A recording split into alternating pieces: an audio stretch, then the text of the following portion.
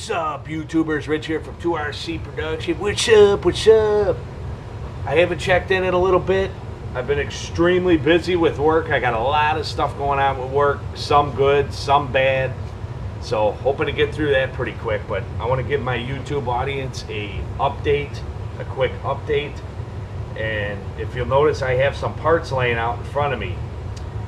And these are parts of my Nitro Rustler. And I want to update you guys because I've had great luck with my Nitro Rustler. I've had it about 4 years. I don't run it all the time, but when I do run it, I run it pretty hard. I run a lot of wide open passes and high speed runs, and I'll run a little bit on the lean side to get a little more speed out of it to kind of see how fast I can get it to go. And I'm on my, I believe I'm on my 4th or 5th gallon of fuel. So it's ran great up to this point. I have the tuning down pretty good, but I had a mishap. I had the original glow plug in this car, stadium truck, for probably 3 years. I had the original glow plug in it. Worked flawlessly. Then I replaced it. And then recently I took the car out, maybe a month ago. I ran the car and it had just rained, and I was running through the field, and I was a good distance away, and I basically almost like submerged the truck. I was running high speed in the field. I hit some serious puddles and took out a lot of water. It seemed to be okay, but the next time I took it out, I cheesed out a glow plug immediately. I put another one in. I ran for about 10 minutes. That one burned out. Then I ordered 2 more. I put another one in. That one burned out. So then I figured something was going on. So I started looking into this thing, figuring maybe I had some dirt or something in there. I couldn't find any dirt. I'm turning it over. All of a sudden it locks up. Won't run. Completely locked up.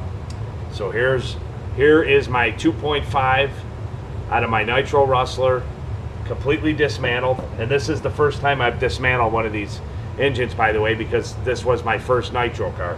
So there really isn't all that much to it.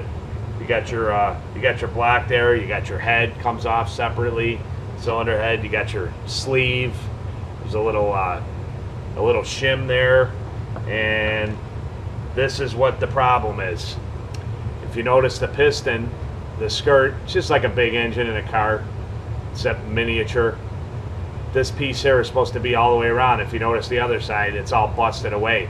And when I took this apart, I couldn't even find the pieces of aluminum in the motor. I don't know where the heck they went, because there's nothing in the block. There was no pieces that fell out, but it basically locked it up. I don't know if it melted to pieces or what. I have no idea. But this is the problem. So my 2.5 is down. So what I'm going to do is I'm probably going to go with the Traxxas. I'm not going to bother rebuilding this, because by the time you get done buying all the parts, it's almost cheaper to buy a new one. And then if something was damaged in here that I'm not noticing, you know, I'm using old parts. So I am going to retire this motor, and I'm going to upgrade on the Traxxas upgrade plan to the 3.3, which is going to be pretty cool in my Rustler. So that's the one thing I've been doing. Another thing, you notice a couple cut pieces. Used to be like a full van here, and you can see pieces here. And that's something that I've been working on, and obviously I haven't worked on as much as I want.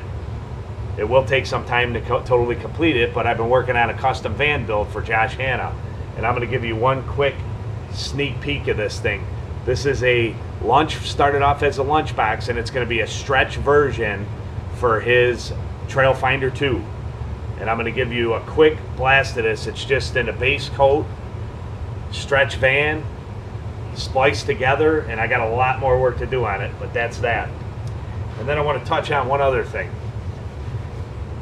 I feel the need to talk to my YouTube audience, because you guys are my supporters, and I want to let you know what had happened recently. I had a giveaway, a 500 sub giveaway, and I gave away my Helimax 1SI.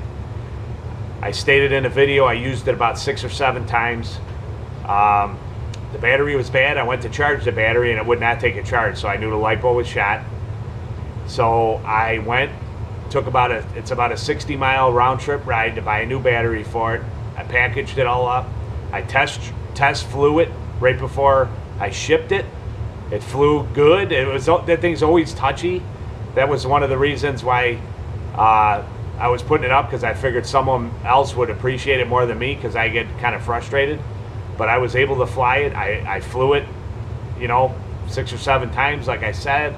I flew it the day of shipment, and I went and got a new battery for it. I packaged it all up. It cost me like $24 to ship it, so it's a $140 kit.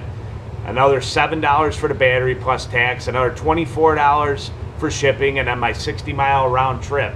And I was extremely excited for the winter to get this. So anyway, I get a couple emails from the individual, and I like the guy and I respect the guy, but I feel the need to be honest with my YouTube audience, and this did kind of upset me.